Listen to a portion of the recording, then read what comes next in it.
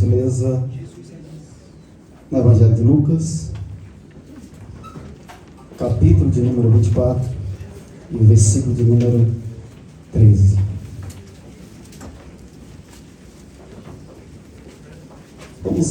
Vamos ler só um versículo para a gente ganhar tempo.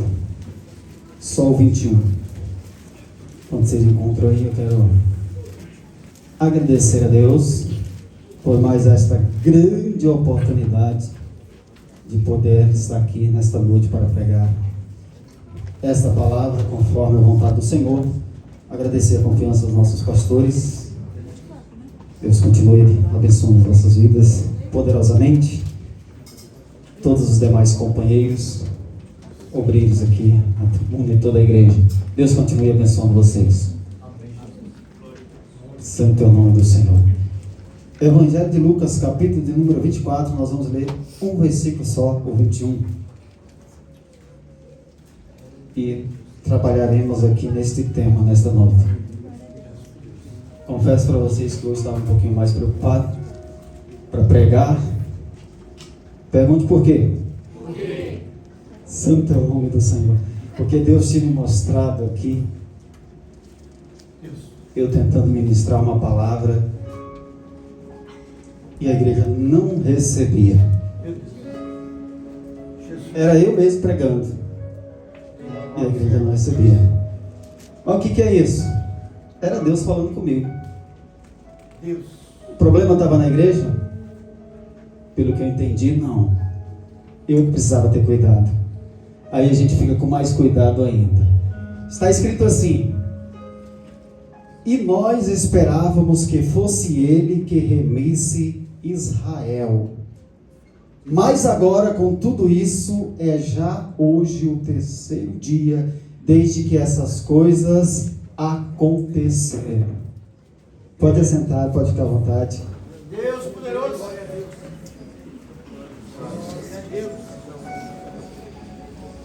Esse texto que nós acabamos de ler,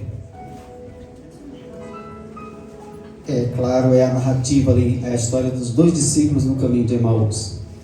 Mas antes da gente entrar nesse texto, a título de introdução, sem esboço, se é que isso é possível, louvado seja Deus, para a velha guarda é possível, né? Eu queria fazer com vocês antes uma leitura dos dias atuais, dos dias que estamos vivendo. Como vocês sabem, o meu método, a minha maneira de pregar é mais uma forma de reflexão mesmo. Não adianta eu lutar contra isso, porque não vai dar certo. Uma vez que eu tentei ser avivalista, Deus me repreendeu. Como assim? Deus não quer que vocês... Quer que todos nós sejamos avivalistas, mas cada um tem o seu jeito e não adianta querer forçar, porque é do jeito que Deus fez. Dá para melhorar? Dá. Mas precisa respeitar certas diretrizes para não ficar um pouco meio forçado, né? Digamos assim. Os dias que nós estamos vivendo é tempo de prestar atenção no que da palavra de Deus já cumpriu, no que nós estamos... Deus poderoso.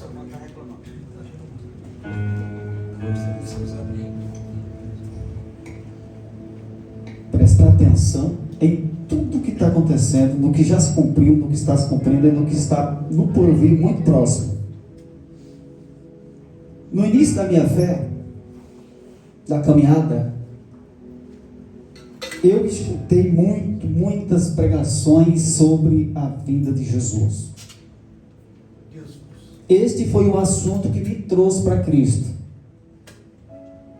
Eu sou aquela pessoa que desde criança, antes de conhecer a Bíblia, se preocupava com o futuro do meu espírito. Como pode um negócio desse? Só podia ser Deus. E com este pensamento, eu fui até os crentes. Deus me levou até os crentes. Olha que coisa. Hoje dá um trabalho tremendo para você ir buscar uma alma. E a mensagem que era pregada naquele tempo era: Jesus está voltando. A igreja evangélica brasileira cresceu avisando que nós precisamos estar preparados porque Jesus está voltando. E um dos pontos que era dado como um grande sinal da volta de Jesus seria uma grande perseguição contra Israel. Uma grande perseguição contra Israel. Nos dias que nós estamos vivendo, nós ouvimos aqui, o pastor sempre fala, pastor Luciano, que ora por Israel todos os dias. Tem um mistério de orar por Israel. Quem está orando pelos descendentes de Abraão tem uma promessa. Deus falou que quem abençoar será abençoado, e quem amaldiçoar. Então um dos segredos para ser abençoado é abençoar aquele povo. Volto um pouco mais para lembrar vocês que quando a terra, quando os moradores da terra entra num período de irresponsabilidade com a vida espiritual, a dispensação muda. Nós vemos isso quando houve a corrupção generalizada que veio o dilúvio. Nós vemos isso acontecer quando houve aquela terrível perseguição no Egito, que os servos do Senhor se puseram a clamar e Deus mudou a sorte. E nós vemos quando o próprio Jesus veio, quando o próprio Jesus chegou, dizem que passou ali 300 anos, é isso? Me ajuda aqui os teólogos de plantão. 300 anos de silêncio, é isso, né? Como assim? 300 anos sem ninguém profetizar. Pelo menos nos achados, nos escritos, no que se é conhecido até agora, foram 300 anos sem ninguém profetizar no nome do Senhor Deus, Criador do céu e da terra. Depois Jesus apareceu.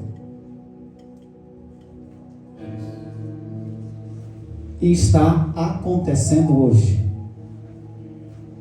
Nós ouvimos ali, ainda essa semana, que na hora que pensávamos que a guerra ia começar a cessar, ela se acendeu mais ainda.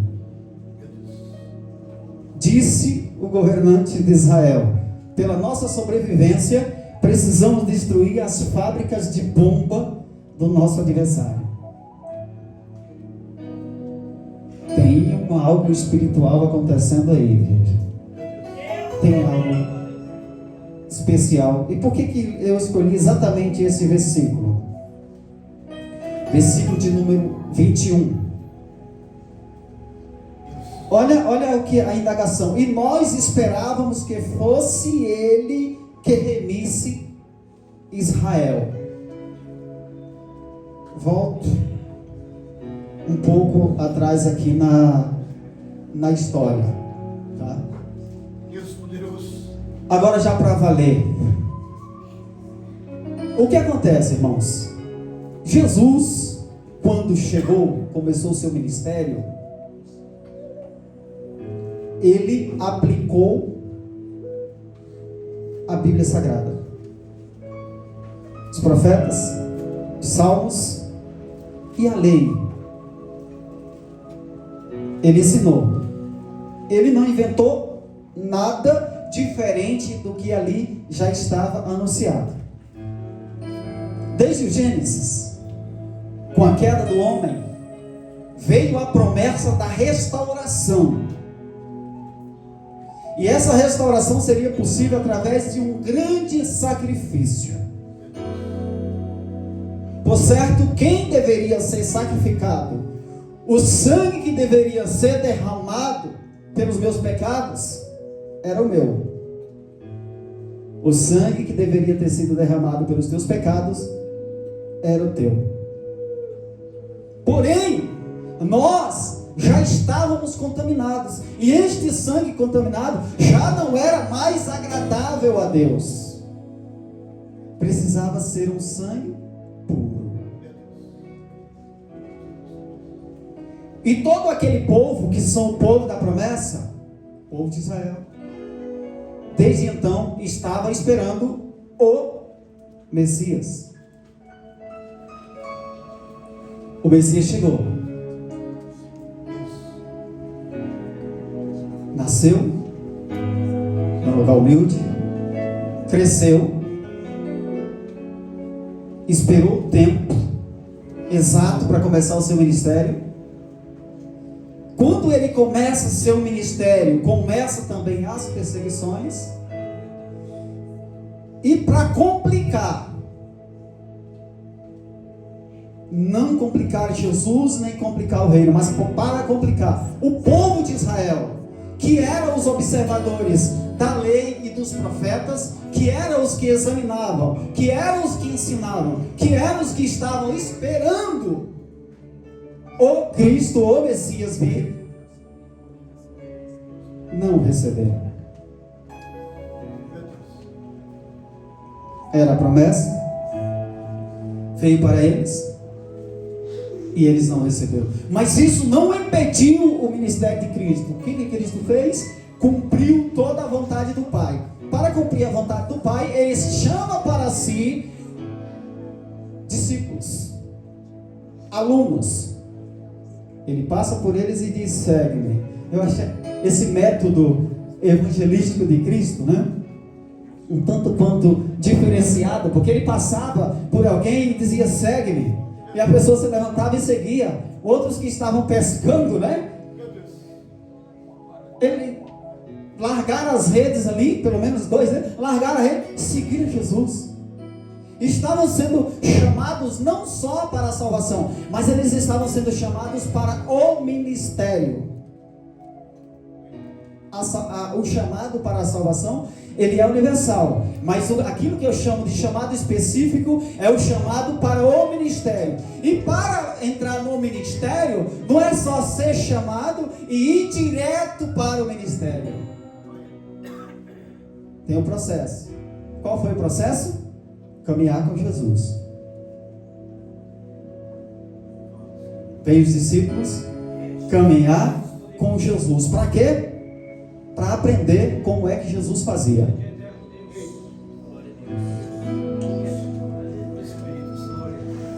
Para observar. Para estar ali, para ser testemunha ocular, para ver exatamente como é que Jesus fazia. E o que Jesus fez? Vamos ler um pouquinho. Vamos ler o texto. Versículo 13. E eis que no mesmo dia iam dois deles para uma aldeia que distava de Jerusalém 60 estádios, cujo nome era Emaús. É tema de vários cânticos de louvor, né? Até na harpa cristã tem. E iam falando entre si de tudo aquilo que havia sucedido. E aconteceu que, indo eles falando entre si, fazendo perguntas um ao outro, o mesmo Jesus se aproximou e ia com eles. Mas tem um mistério aqui, tem um mistério, no 16. Mas os olhos deles estavam como que fechados, para que não o conhecessem. E ele lhes disse: que palavras são estas que, caminhando, trocais entre vós? Por que estáis triste? Observe aqui. Aqui tem uma questão. Eles eram discípulos. O texto é claro. Eles eram discípulos. Eles caminharam com Cristo. Porém, as coisas de Deus e o ministério de Cristo, inclusive eu tenho tinha algumas interrogações quando a gente está começando a ler a Bíblia sem muito entendimento, né? Não que seja o mestre hoje, mas deve ter melhorado um pouquinho. E vi que Jesus realizava os milagres e depois falava para eles: olha, não fala para ninguém, não conte para ninguém, volta para a tua casa, volta para os teus, não fique por aí falando a respeito do que aconteceu aqui. Por que isso? Porque Jesus respeita o tempo determinado por Deus para cada coisa. Tem coisas que ainda não aconteceu simplesmente porque ainda não chegou o tempo de Deus. E o tempo de Deus é diferente do nosso. E se tem alguém que respeita processo, é Deus. O que é processo? Que respeita etapas. Ele não pega da creche e leva direto para a conclusão do ensino médio. Não, senhor. Vai ter que passar por todas as etapas para chegar lá. Vocês estão entendendo o que eu estou falando, né? Glória a Deus. Então, estes discípulos estiveram com Jesus. Mas aqui o mistério que eu falei para vocês é que Jesus, caminhando, conversando com eles ali pessoalmente, fisicamente, conversando com eles, tinha e tem o poder de ocultar-se para que eles não compreendessem que era Jesus que estava ali. E assim aconteceu. Então Jesus pergunta: por que vocês estão tristes? O que vocês vão conversando? Então vem aquela resposta. Respondendo um cujo nome era Cleopas, disse: és tu um peregrino? É um estrangeiro? Não estava por aqui? Não está sabendo o que aconteceu? Foram nesses dias. Foi agora, acabou de acontecer. Como não está sabendo? No 19, ele lhes perguntou: quais? E eles lhe disseram: as que dizem respeito a Jesus o Nazareno, que foi um profeta poderoso em obras e em palavras diante de Deus e de todo o povo. De que obra não era essas que ele estava falando? E de que palavra eram essas que eles estavam falando? Eram aquelas palavras que Jesus pregava, e o povo se admirava porque Jesus pregava com autoridade, e era diferente da palavra que eles ouviam da boca dos mestres da época, dos rabinos da época, até dos discípulos de Gamaliel, que eram conhecedores da lei, dos profetas, que eram os grandes intérpretes do momento. Eles pregavam, eles ensinavam, mas o coração do povo não ardia, porque a interpretação estava errada. Olha que mistério. E que obras eram essas? Jesus realizou grandes obras. Vamos lembrar algumas. Que poderoso em obras. Que obras? Eles eram discípulos, eles caminharam com Jesus, eles viram coisas extraordinárias acontecerem, coisas grandiosas acontecerem. Entre elas, olha, vamos pegar aqui algumas delas para a gente recordar essa noite. Vamos pegar da básica aqui, ó. Cura de hemorragia. 12 anos. Quantos anos esperou o homem do tanque de Betesda? Quantos? 38 anos. Esperando o milagre. 38 anos. Alguém vai dizer o seguinte: a medicina, a ciência vai dizer o seguinte: ó, se não usarmos a nossa força, se não usarmos os nossos músculos, eles vão atrofiar. E 38 anos sem caminhar, põe atrofia nisso. Terrível. É inexplicável. E ele operou. Deficiência visual de nascença, de nascimento. Não tem para a medicina o que fazer. E os discípulos lá com ele. Tem certas leituras que a gente faz que muda a forma da gente pensar, tá? A leitura é terrível. Precisa ter cuidado com a leitura e com o que a gente assiste, porque o que a gente assiste molda a maneira da gente pensar. E nós vimos ontem aqui uma demonstração, uma grande demonstração, quando o pastor falou sobre o que descia redondo e alguém lembrou o nome de certa cerveja. Porque nós somos bombardeados, quem tem televisor ligado, quem ouve um rádio com a propaganda 24 horas. Por que eu estou dizendo isso? Porque eu li um livro há um tempo atrás, chamado O Treinamento dos 12, era muito usado nas faculdades de teologia, não sei se é até hoje, cuja é um escritor, Antônio Bruce, salvo engano, ele faz, a escrita dele é sobre a interpretação do Novo Testamento. Ele aborda a forma que Jesus usava, o método que Jesus usou para treinar os seus sucessores. Como assim os seus sucessores? Na obra salvadora? Não. Os sucessores na missão de continuar pregando o Evangelho. E era exatamente aqui.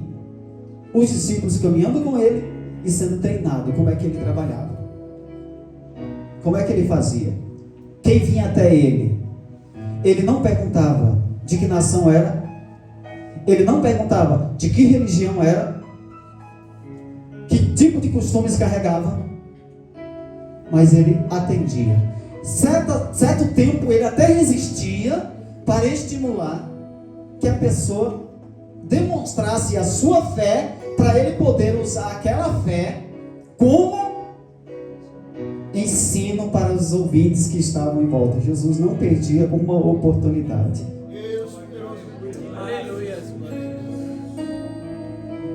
A forma que Jesus sempre ele estava ensinando. Até quando Pedro veio, quando Jesus estava trabalhando ali aquela questão do caráter, do nervo, a flor da pele, quando Pedro vem até Jesus e pergunta quantas vezes deve perdoar, quantas vezes por dia deve perdoar alguém que pecou contra ele, ele na verdade estava querendo uma permissão para descer a lenha naquele que perseguia. Os historiadores dizem que Pedro passava ali naquele período uma grande perseguição, porque os cobradores de impostos, os publicanos passavam e diziam: ô Pedro, vai pagar teu imposto? Não é? Seu imposto está atrasado. Quando você era pescador, você estava com o teu imposto em dia. Agora você vive aí para cima e para baixo, para lá e para cá com esse teu mestre aí, e o teu imposto está atrasado. E o sanguíneo não gosta de ser cobrado, irmão. Mas Jesus estava ensinando. Então ele queria uma permissão para descer a lenha em quem estava pecando contra ele. Mas ouviu de Jesus que não era bem assim. Foi treinado, foi ensinado. E esses camaradas aqui recitam sobre isso, sobre a grande obra que ele fez. E aí eles lamentam no 20 como os principais dos sacerdotes, né, o entregaram à condenação de morte e o crucificaram. Aí ele chega para eles, né? Eu creio que nós esperávamos que fosse ele que remisse Israel.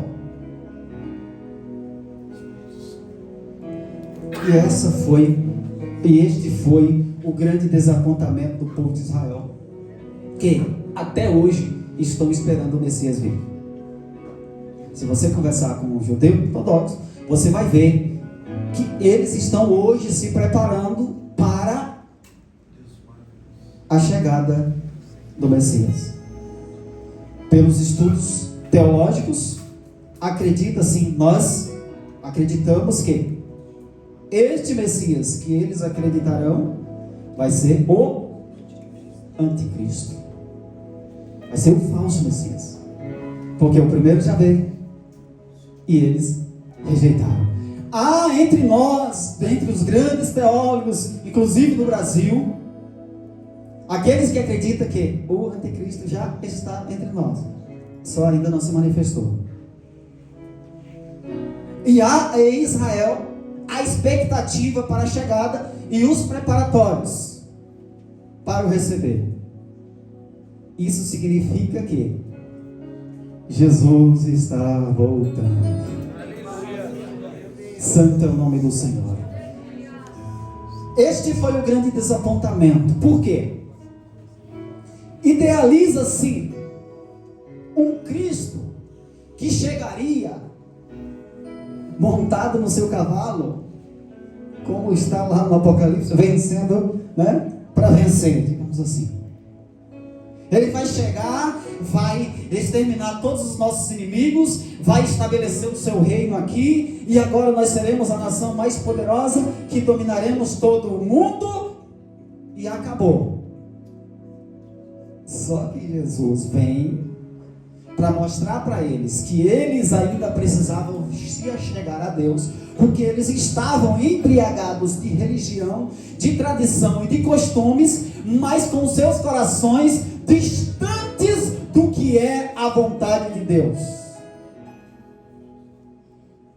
E pensando e meditando sobre isso, pensei eu, se aquele povo estava daquela forma, naquele tempo, e nós, cristãos evangélicos, que cremos que Cristo Jesus é o Messias e que virá a qualquer momento para nos buscar, estamos tão distraídos com as nossas religiosidades, com os nossos costumes e com os nossos rituais, e muitas vezes não temos a verdadeira comunhão com Deus, porque já perdemos a sensibilidade de ouvir Deus falar.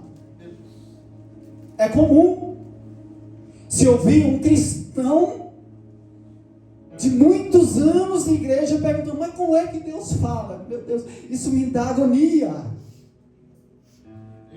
Porque se eu não entendo como é que Deus fala através da sua palavra, se eu não tenho liberdade para que o Espírito de Deus fale ao meu espírito e eu tenha comunhão, eu temo que a minha religiosidade seja falha.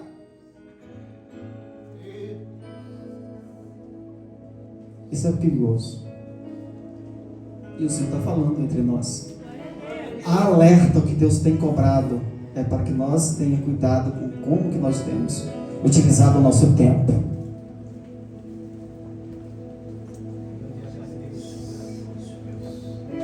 A frieza espiritual é a doença da alma. Tenho, porém, entre os teólogos, entre os estudiosos, há uma convicção de que antes que Jesus volte, haverá um grande avivamento. Só que todas as vezes que houve avivamento, o que precedeu, o que aconteceu antes do avivamento, foi a perseguição. Então acredita-se que antes que Jesus volte, haja uma grande perseguição. Por quê?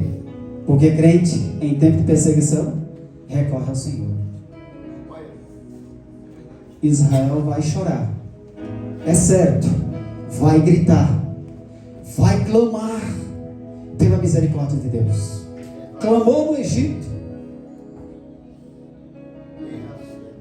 e Deus enviou Moisés como libertador. Não será por todo destruído, porque Deus tem promessa. Louvado seja Deus. A igreja de Cristo tem uma promessa de que as portas do inferno não prevalecerá contra nós. Mas para isso precisa ser igreja de Cristo, templo e morada do Espírito Santo. Alguém que está prestando atenção, alguém que está ouvindo o que Deus continua falando.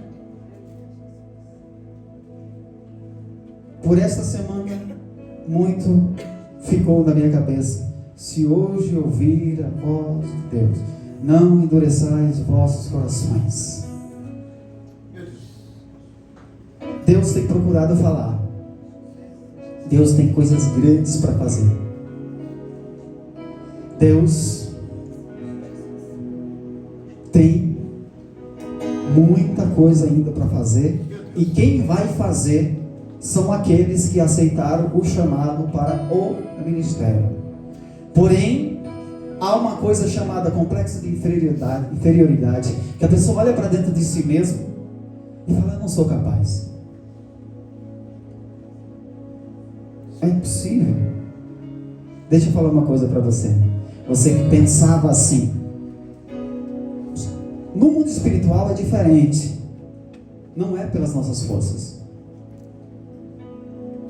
Não é pela força do meu braço. Não é pela confiança no meu entendimento, no meu conhecimento.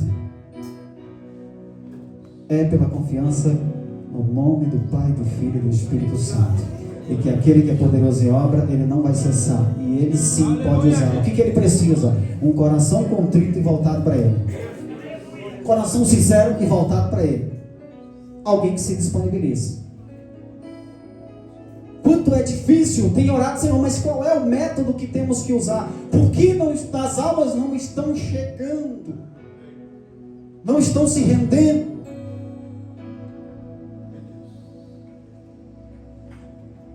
Eu não sou tão velho assim, mas sou de um tempo que às vezes na igreja tinha mais visitante do que crente. E às vezes fazia-se ao apelo 10, 15, 20 pessoas dependendo. Da igreja pequena eu estou falando. Venha-se à frente. No dia que eu fui batizado, o batismo foram mais de 2.000 pessoas que se batizaram em uma igreja extremamente rígida no trato referente a usos e costumes. Uma doutrina bem fechada, bem firme. E a maioria deles eram jovens. De certo, um ministério muito grande.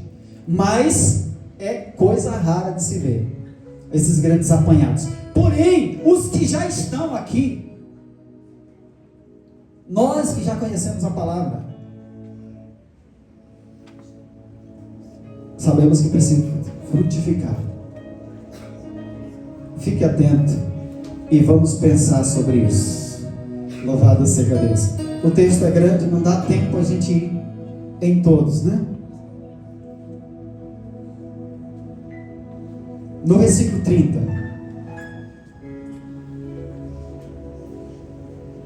Não dá para ir versículo por versículo. Eu gosto de ler todos eles, mas não dá. E aconteceu que, estando com eles à mesa, tomando o pão, o abençoou, partiu e lhe deu. E abriram-se-lhes então os olhos e o conheceram. E ele desapareceu-lhes.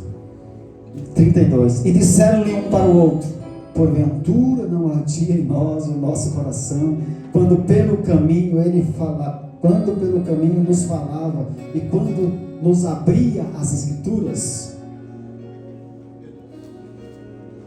Foi uma pergunta. Nós pentecostais, às vezes, somos muito movidos pelo sentimento. Eu, durante um bom tempo, pensava que eu tinha que sentir alguma coisa para glorificar. E é exatamente o contrário. Olha que didática errada, né? Eu tenho que glorificar para sentir. Se eu entendo que Jesus, que Deus é digno de toda honra, toda glória, toda adoração, então não preciso de mais razão nenhuma para glorificar. Eu não preciso de razão mais alguma para dizer que Ele é Deus. O que me impede de fazer isso? A minha falta de interesse, a minha frieza, a minha falta de entendimento. Eles caminhando com Jesus, qual foi o assunto? O que Jesus falou para eles? O 27, pode dar uma olhada aí. E começou por Moisés, por todos os profetas, explicando-lhes o que deles se achava em todas as Escrituras. Qual era o assunto que Jesus vinha falando com eles? Bíblia. Jesus não perdia tempo. Vinha falando das grandezas de Deus, da palavra de Deus, do projeto de Deus. E o coração deles queimando. Mas ele não percebia que era Jesus. Assim acontece com muitos crentes. Eles chegam, a gente chega na igreja, nos primeiros hinos da APA, o coração já começa a queimar. E ele não entende que é Jesus. Aí entra na leitura da palavra, o coração continua queimando, ele não entende que é Jesus. Aí vem a hora da palavra, o coração continua queimando, e ele não entende que é Jesus. Depois ele vai para a casa de Jesus, não falou comigo hoje. Misericórdia. Estou ruim se tiver assim. Gosto de falar aqui na primeira pessoa para não acusar ninguém, né? Louvado seja Deus. Então está aí, irmãos. Perceber quando Jesus está perto.